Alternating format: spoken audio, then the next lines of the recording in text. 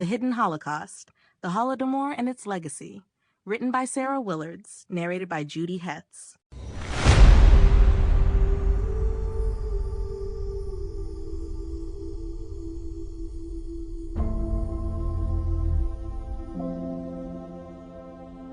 Chapter 1, The Roots of the Holodomor.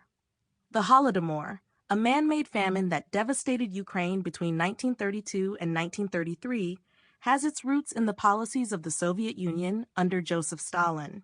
While the famine itself was a tragedy of immense proportions, its causes can be traced to the larger political and economic strategies of the Soviet regime. The Soviet Union, in its quest for rapid industrialization, implemented harsh agricultural policies, which included forced collectivization. The idea was to consolidate small farms into larger collective farms, thereby increasing agricultural output and facilitating the redistribution of food to feed the growing industrial centers.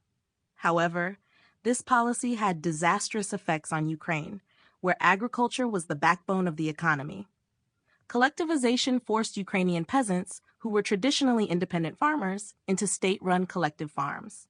This not only disrupted agricultural production, but also led to widespread resistance, as many Ukrainians viewed this as a direct attack on their way of life. The Soviets, determined to break this resistance, responded with brutal force. Those who opposed collectivization were often punished or executed, and the fertile lands of Ukraine were systematically confiscated. Stalin's government implemented the policy of grain requisitioning, where large amounts of grain were forcibly taken from Ukraine to support other areas of the Soviet Union.